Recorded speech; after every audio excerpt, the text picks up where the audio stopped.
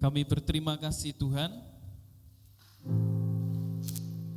pada pagi hari ini, dimanapun anak-anak berada, baik pelayan-pelayan yang ada di tempat ini Tuhan, maupun anak-anak-Mu yang ada di rumah Tuhan. Kami mau mengucap syukur buat setiap keadaan yang boleh kami lalui hari ini. Sekalipun itu tidak baik bagi manusia, tapi bila memang itu Engkau izinkan boleh terjadi Tuhan, kami akan tetap mengucap syukur. Dan kami percaya pertolongan-Mu tidak pernah terlambat bagi setiap kami. Engkau tidak pernah membiarkan anak-anak-Mu jatuh tergeletak Tuhan. Tangan-Mu selalu menopang kami. Demikian juga untuk negara kami tercinta Tuhan, Indonesia. Engkau tidak akan membiarkan Indonesia jatuh tergeletak Tuhan.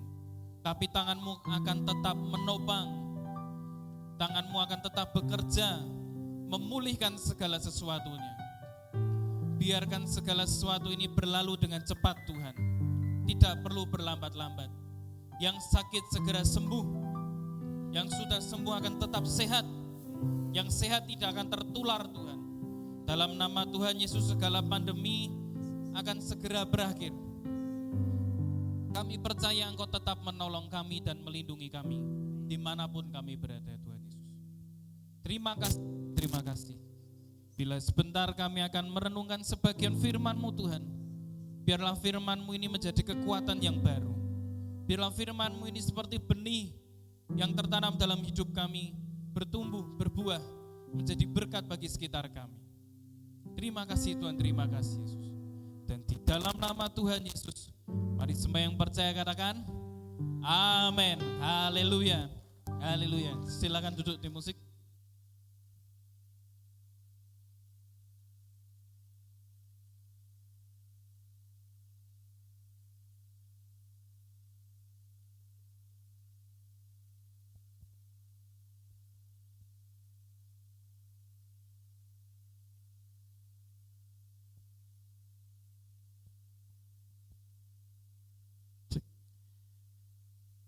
Shalom. Shalom juga untuk Bapak Ibu Saudara sekalian yang ada di rumah, yang menonton live streaming kebaktian JKI Bukit Pujian Singotoro pada pagi hari ini, yang ada di Karangayu, yang ada di mungkin di MK Karanganyar Gunung, saya sebut per MK saja ya, MK Karanganyar Gunung, MK Delik, MK Tandang, MK Sambiroto, MK Candi. Halo yang di rumah, yang ada di Gombel, Pudak Payung, Jatingaleh, ada yang di Ungaran juga, yang ada di Medoho, mana lagi? Banyak sekali ya, luar biasa. Ada yang di Ngablak Dempel, ya, wah luar biasa. Ternyata kita ini tersebar di seluruh kota Semarang. Ada di Sambiroto, mungkin ada di mana lagi? Ada Sampokong ya, ada yang di Sampokong. Atau mungkin ada yang dari luar negeri. Shalom, dimanapun Anda berada. Sebelum kita mulai baca firman Tuhan, kita akan memperkatakan perkataan iman kita. Pengakuan iman kita. 1, 2, 3. Firman Allah adalah Allah sendiri. Saya bertekad menciptakan hidup saya dengan memperkatakan firman, menggali firman Tuhan setiap hari. Hari ini saya akan belajar firman Tuhan. Saya berjanji pikiran saya dikendalikan oleh Roh Kudus. Hati saya sebagai tanah yang subur untuk benih firman Tuhan. Saya akan menerima yang kekal, yang hidup, yaitu firman Tuhan. Saya akan berubah menjadi sama dengan firman yang saya dengar hari ini. Dalam nama Tuhan Yesus. Amin. Mari kita buka firman Tuhan di dalam kitab Yohanes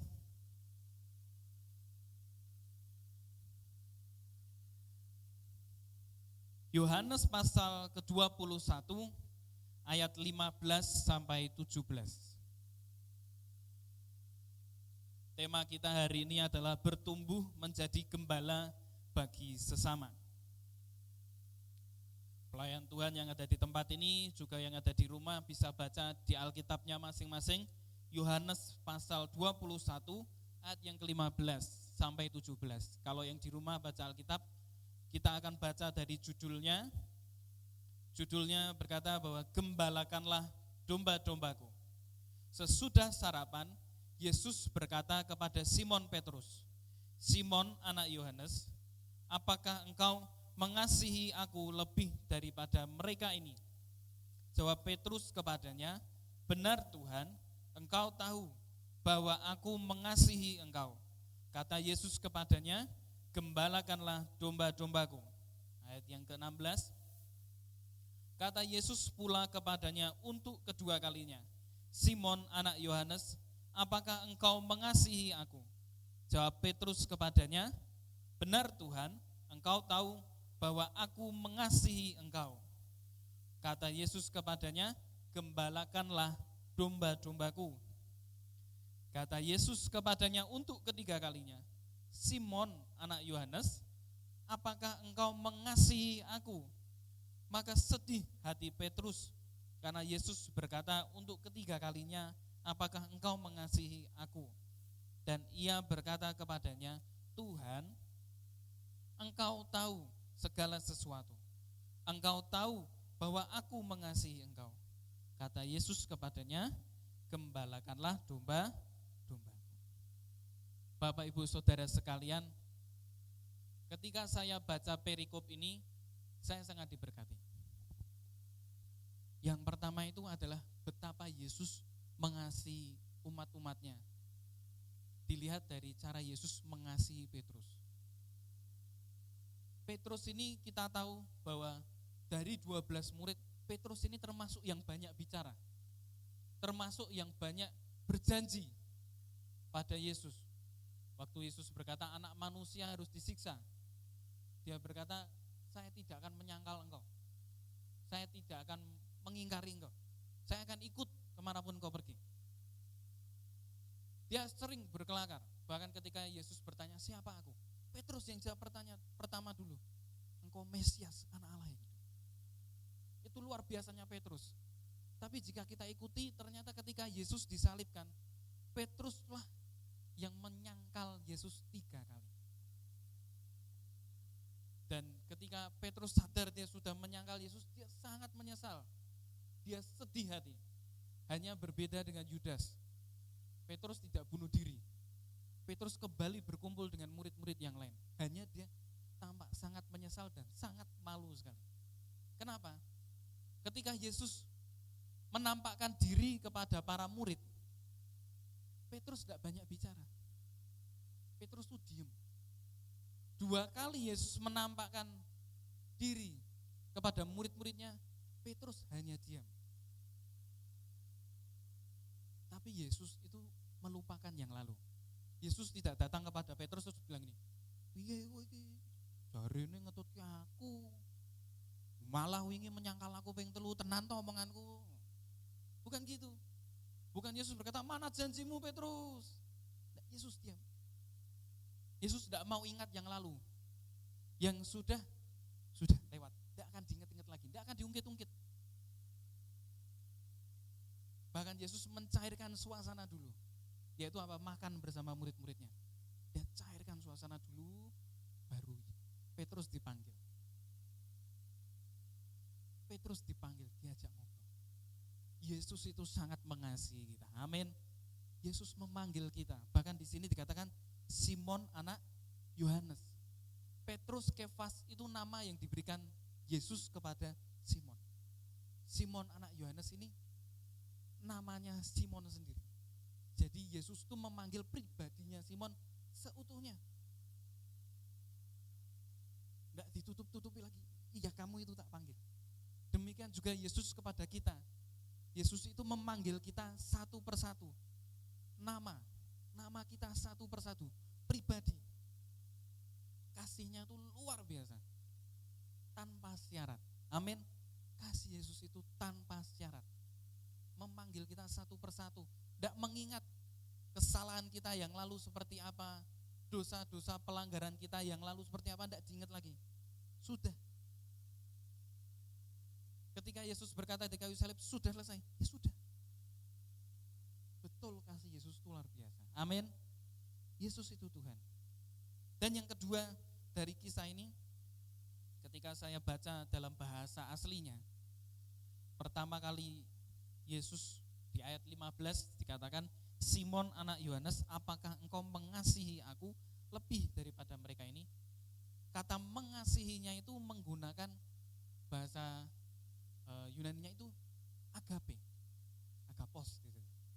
Agape. Yesus bertanya agape. Lalu jawab Petrus kepadanya, benar Tuhan, engkau tahu bahwa aku mengasihi engkau. Tetapi Petrus ini menjawabnya dengan kasihnya itu bukan dengan agape, tapi dengan filia. Apa itu bedanya? Agape itu kasih tanpa syarat, seperti kasih Yesus kepada kita tanpa syarat. Anak Allah atau Allah sendiri turun ke bumi, memberikan nyawanya untuk kita, tidak nunggu syaratnya. Bukan karena kecewa lihat manusia kok ra iso dikandani terus pergi. Ndak, berkatan rak sida wis menungso angel kandanane. Ndak, tanpa syarat. Tuhan sudah janji tak bebaskan dari dosa, tak genapi janjiku. Itu Tuhan. Tapi Petrus dengan kerendahan hati dia berkata, aku mengasihi engkau. Tapi dia jawabnya dengan Pilea. Artinya kasih seperti seorang sahabat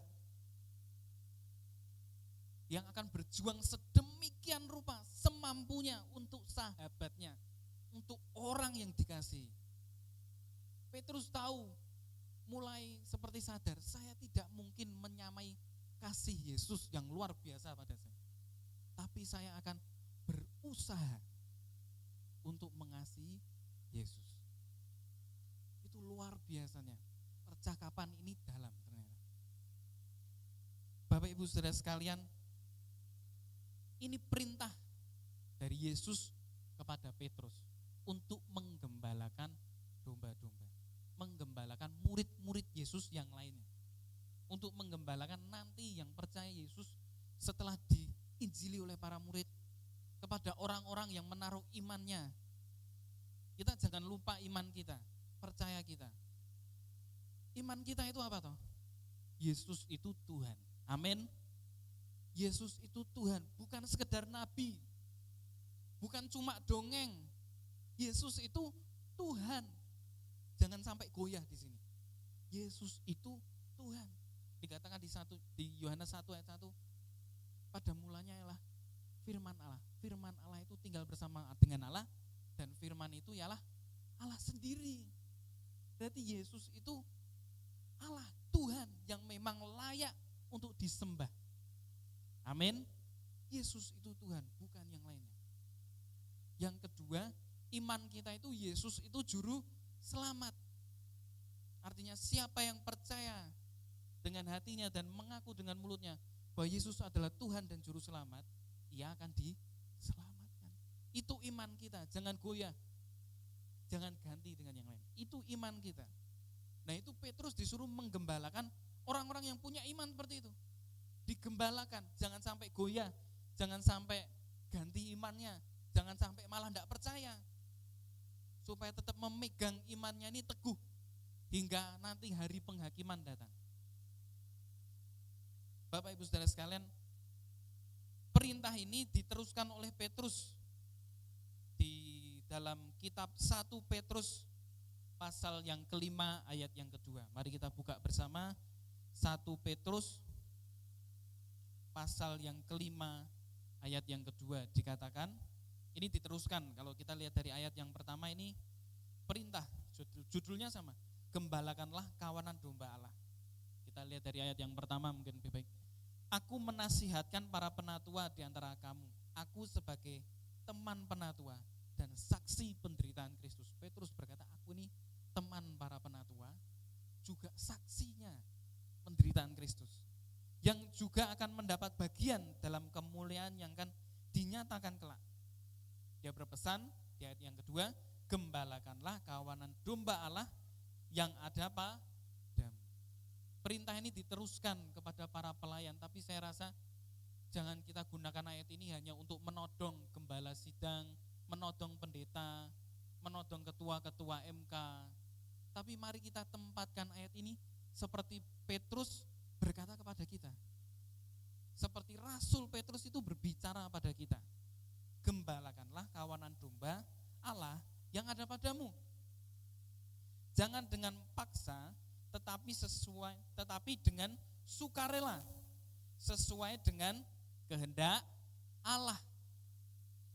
Dan jangan karena mau mencari keuntungan, tetapi dengan pengabdian diri. Dasar kita itu pengabdian diri, menggembalakan domba-domba Allah yang dipercayakan pada kita. Mas, saya bukan ketua MK, mas, saya bukan gembala sidang, mas, saya bukan pelayan, saya bukan pimpinan. Mari gembalakan, tapi tetap sama. Mari ayo gembalakan teman-teman kita sekitar. Gembalakan domba-domba Allah yang lainnya yang ada di sekitar kita. Itu dipercayakan kepada kita untuk kita terus gembalakan sehingga tetap mempunyai iman yang sama hingga hari penghakiman. Tetap digembalakan, tetap perlu kita bimbing. Kalau kita kembali ke Yohanes tadi, Yohanes pasal 21 tadi, ketika Yesus berkata gembalakanlah domba-dombaku, itu Yesus itu berkata pada Petrus 3 kali.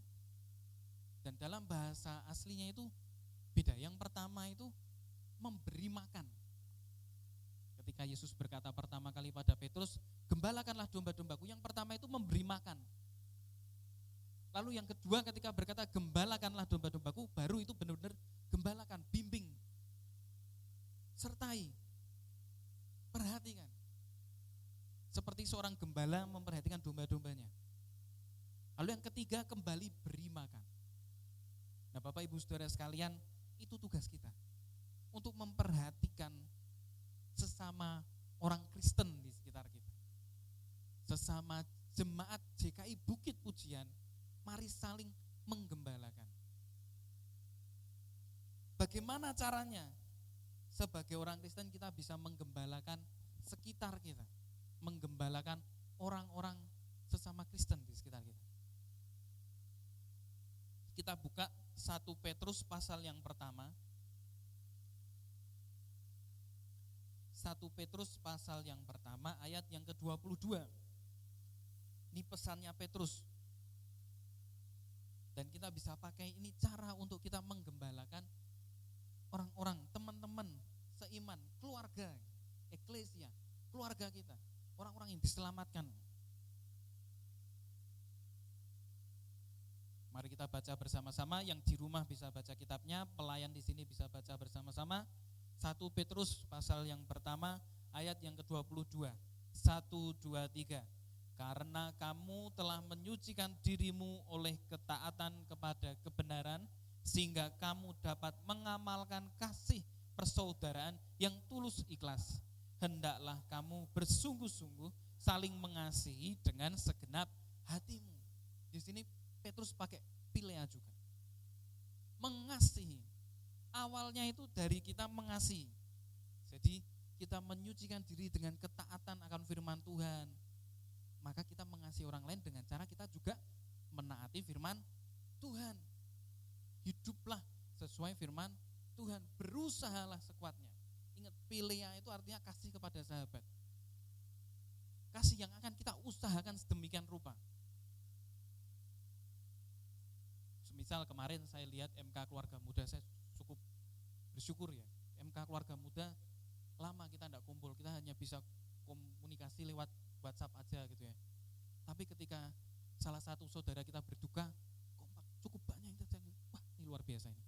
Ini MK Keluarga Muda datang, memberi penghiburan, bersekutu bersama. Itu namanya kasih yang diusahakan. Akan kondisinya seperti apa? Yuk kita usahakan, kumpul, ini teman kita yang berduka nih. Kita akan gerakkan, kenapa ada di sini? Ini temanku, ini sahabatku. Kita akan usahakan. Setelah kita menyucikan diri dengan ketaatan, lalu kita akan dimampukan. Ya, di sini dikatakan dapat mengamalkan kasih. Tapi dalam Saya belajar di dalam terjemahannya yang asli maupun dalam yang lainnya itu ada kata-kata kita ini dimampukan karena kita menaati firman Tuhan. Firman Tuhan yang kita taati ini, Roh Kudus dalam hidup kita membuat kita ini terdorong, dibuat mau mengusahakan kasih untuk mengamalkan kasih persaudaraan yang tulus ikhlas. Jadi karena kita menaati firman Tuhan, kita ini didorong, kita ini dibuat giat untuk melaksanakan kasih persaudaraan ini.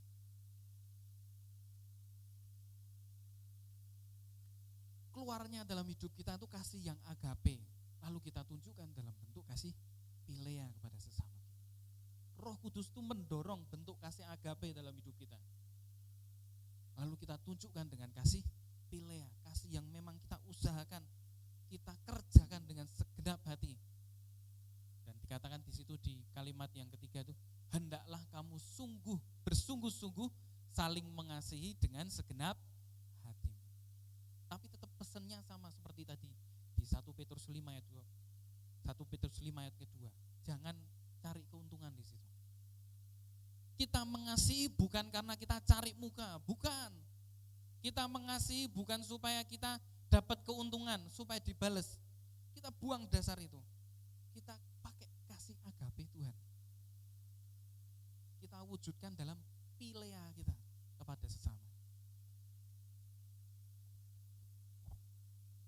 Dasar kita mengasihi sesama kita itu karena Tuhan sudah mengasihi kita. Dasar kita mau menggembalakan orang-orang di sekitar kita, kita mau mengasihi orang-orang di sekitar kita karena Tuhan sudah mengasihi kita dulu.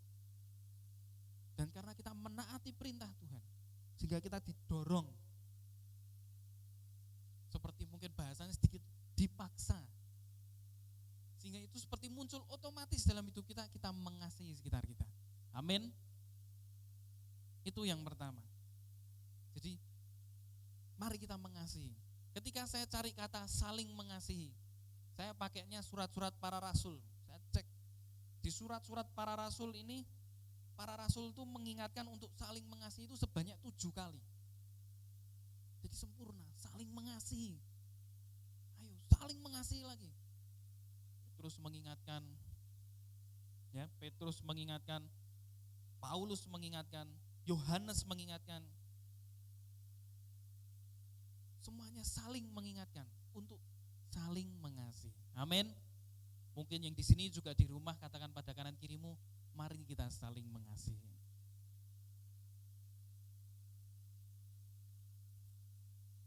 Ya.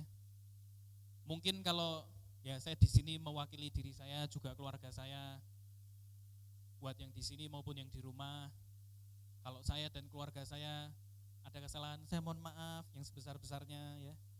Jadi supaya kita kasihnya bisa tulus gitu ya. Jadi mohon maaf yang sebesar-besarnya, dan saya mohon seikhlas-ikhlasnya juga setulus-tulusnya memaafkan saya dan keluarga besar saya juga. Mungkin di rumah yang di sini bisa saling memaafkan ya. Bisa saling mari kita memaafkan sehingga kita bisa mengasihi dengan sebaik-baiknya. Amin. Yang kedua, kita buka Ibrani pasal yang ke-10 ayat yang ke-25.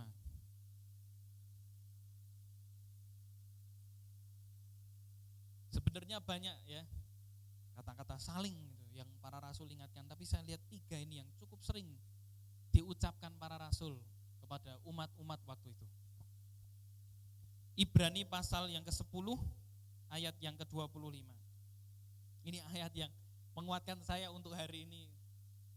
Terus mengingatkan pada saudara sekalian di rumah, kalaupun tidak berkumpul di sini, di rumah beribadah, berkumpul baca Alkitab bersama, berdoa. Saya pun mengusahakan dengan istri dan anak-anak saya setiap hari jam 7 malam ketika di rumah berdoa, berkumpul bersama. Baru setelah itu saya matikan TV, ajak anak-anak tidur ya. Jadi berkumpul bersama. Saya akan bacakan Ibrani pasal yang 10 ayat ke-25. Janganlah kita menjauhkan diri dari pertemuan-pertemuan ibadah kita seperti dibiasakan oleh beberapa orang.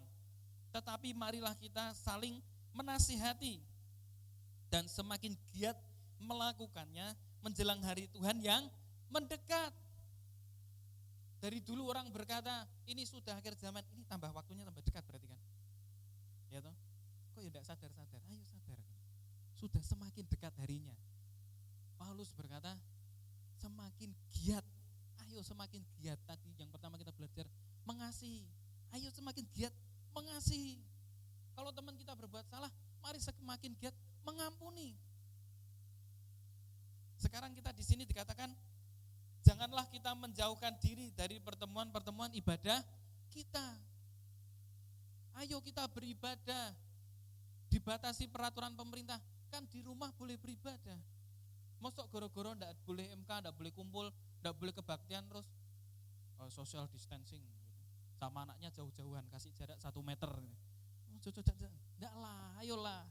Berkumpul beribadah, saling menasihati. Yang muda kalau yang dinasihati, yang tua jangan berkata, tua kakek umur, kakek ngomong. Jangan, dengarkan, diresapi, dipahami. Yang tua kalau yang muda mulai mengkoreksi, sedikit berkata, Pak, wong firman Tuhan berkata demikian, dengarkan, saling menasihati. Bersekutu, berkumpul, baca firman Tuhan, diskusikan firman Tuhan. Jangan diskusikan gosip yang lagi hot. Jangan diskusikan tetanggamu yang mulai batuknya tidak terkontrol gitu ya. Jangan. Ini beberapa orang mulai paranoid gitu. Ayo. Saling mengasihi. Ayo kita bersekutu, berkumpul dalam pertemuan-pertemuan ibadah, di rumah menyembah Tuhan. Mas, di rumah nek nyanyi ngeri Mas suaranya Mas. Paduan suara sampai 5 suara Mas. Ora popo. Enggak apa-apa. Paulus waktu di penjara akapela enggak pakai gitar. Memuji nama Tuhan. Ayo bersekutu di rumah. Kan sekarang ini pekerjaan jamnya dibatasi ya. Jadi mungkin sekarang bisa dipastikan semua berkumpul di rumah. Oh ini bagus. Ini waktu yang bagus untuk para keluarga berkumpul di rumah, beribadah. Bukan berkumpul di rumah hitung-hitungan. Sesuk apa ya? Bukan. Kowe urunge wangi. Bukan. Ayo. Di masa-masa ini mari kita saling menasihati.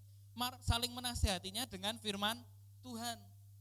Jangan pakai quote-nya Cak Lontong.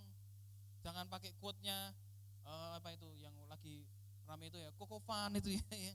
Banyak quote-quote yang aneh-aneh itu saya lihat terakhir ini. Jangan, ayo pakai firman Tuhan. Diskusikan firman Tuhan. Belajar firman Tuhan, saling menasehati. Kalau ada temannya yang salah, jangan digosipin dengan teman yang lain.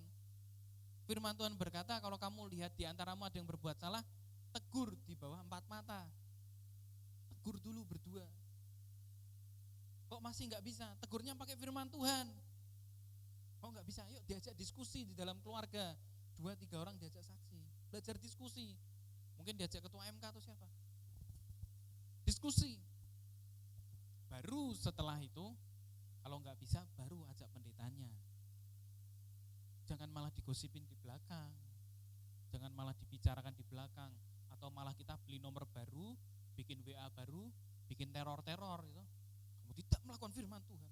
Bertobat, tapi tidak ada profilnya, tidak ada namanya. Besoknya nomornya ditelepon nggak bisa. Jangan, itu cara lama itu tuh.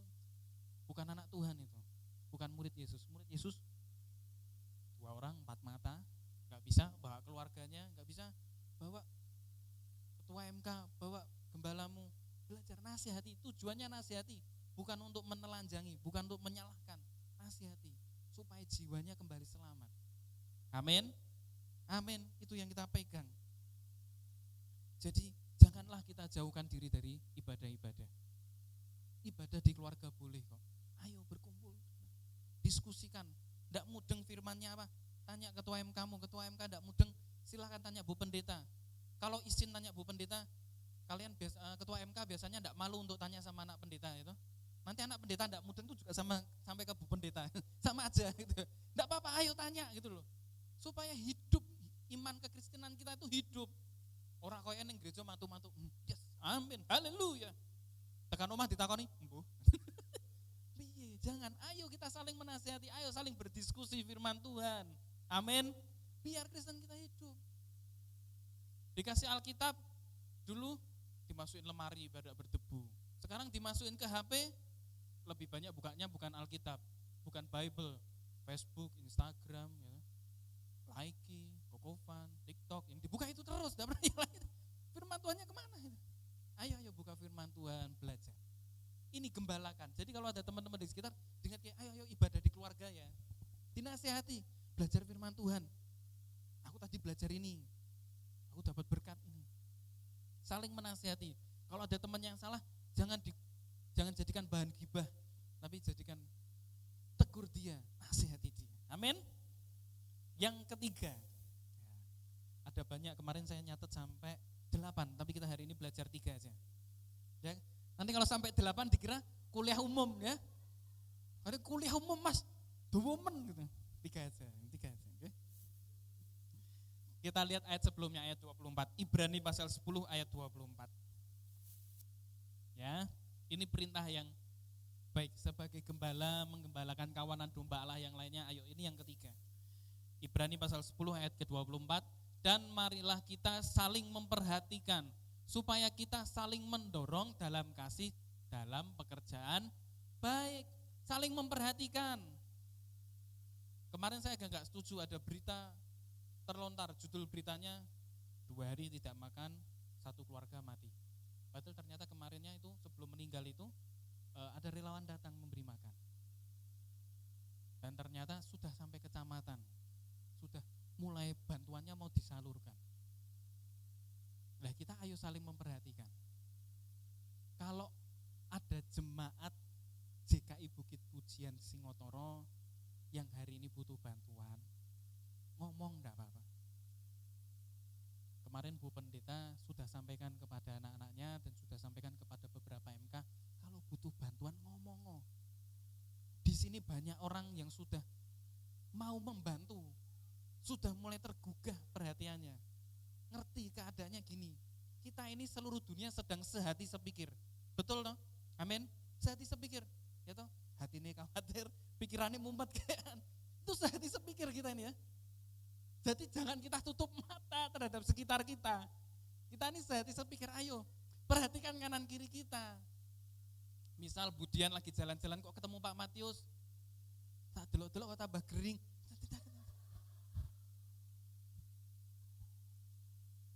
Atau gini, kejadian yang sering saya gini ya, agak kecewa gitu ya. Ada yang masuk rumah sakit, keluarganya enggak ngomong. Apapun alasannya keluarganya enggak ngomong.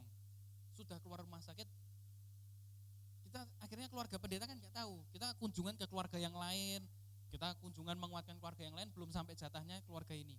Begitu datang baru cerita, kemarin ibu masuk rumah sakit Mas. Loh, lah kok enggak ngomong? Enggak ada yang tahu. Gitu ya. Terus nanti beredar gosip di luar sana. Pendetanya iki cedak karo sing sugih-sugih tok. Sekali lagi tak beritahu, ngomong, ada SMS, ada WA, ngomong sama pendetanya, enggak apa-apa. Kalau mau bahasa yang halus tak ajari gini ngomongnya. Bu, doakan saya. Kalau malu ngomong sama Bu Pendeta, ngomong sama ketua MK. Pasti ketua MK ngomong sama anaknya Bu Pendeta. Anaknya Bu Pendeta pasti ngomong sama Bu Pendetanya. Enggak usah takut ngomong. Kalau pekewoh gitu aja, alurnya gitu aja ya, udah gitu aja. Jadi ngomong, mohon doanya, mohon dukungan doanya. Saya sedang dirawat di rumah sakit karena sakit ini. Enggak apa-apa, ngomong aja.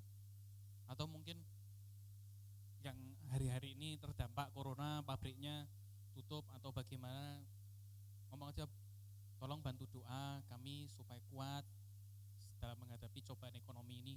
Ngomong aja, enggak apa-apa. Caranya halus gitu, kalau misalnya perlu bantuan atau apa. Saya bukan merendahkan, bukan apa, tapi ini maksud saya, ayo kita keluarga kok, saling ngomong. Kan gitu toh, kalau kita sakit, kalau kita sedih kan keluarga mesti kan yang pertama kali kita omongi toh. Saya seneng itu, ada satu anggota tuh senengannya gini, Mas, Reneo Mas, aku tak ngomong. Itu namanya keluarga, aku tak ngomong. Bukan aku ki loro, aku ki motornya meleos sithik, bukan. Tapi aku tak ngomong, halus kan? Aku tak ngomong, dia cerita. Oh ternyata habis mengalami kejadian ini, kejadian apa? Lah begitu kan saya sampaikan ke Bu Pendeta. Bisa disampaikan kepada pelayan, jadi bisa diambil sikap tindakan apa yang keluarga Allah ini bisa saling memperhatikan gitu loh. Jadi bukan mau koyok wong wadulan pendetanya sibuk kok malah tak sibukin mbak aku. Siapalah aku ini binatang jalang. Dari kumpulannya terbang lo malah baca puisi ya. Bukan begitu. Ayo kita saling memperhatikan. Tujuannya tuh pendeta tuh pengen memperhatikan, tapi kalau nggak pernah sampai, gimana pendeta bisa sampai juga perhatiannya? Karena Bu Pendeta itu juga satu persatu datang ke rumah-rumah, gantian. Lepas belum gilirannya pasti dengan sedang perlu perhatian, ngomong aja enggak apa-apa. Jangan tanya, jangan WA begini, Bu Pendeta, jatahnya kunjungan ke rumah saya tanggal berapa gitu. Jangan, itu rahasia, itu enggak perlu tahu Anda. Ya itu biar Bu Pendeta yang punya. Tapi cukup gitu aja. Kalau malu ke Bu Pendeta langsung, gitu tadi, ke teman MK, ke ketua MK, pasti ketua MK sampai ke anak pendeta pasti sampai ke Bu Pendeta ya. Itu alur kita gitu ya. Nah, gitu. Dan percayalah ini ada banyak berkat buat kita salurkan. Percayalah Tuhan itu tidak pernah tidak mendengarkan doa kita, pasti mendengarkan. Amin. Jadi kita saling memperhatikan. Di sini dikatakan marilah kita saling memperhatikan. Tujuannya apa atau kita saling memperhatikan supaya tadi loh, kasih Philea maupun agape itu bisa terdorong dalam hidup kita, semakin ditunjukkan dalam hidup kita, sehingga pekerjaan-pekerjaan baik juga makin muncul dalam hidup kita. Amin. Gitu.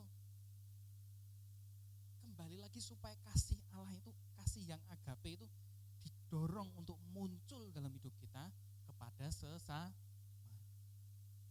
Jadi saya harap jemaat GKI Bukit Pujian, yuk kita saling mengasihi, yuk kita saling menasehati, ayo kita saling memperhatikan.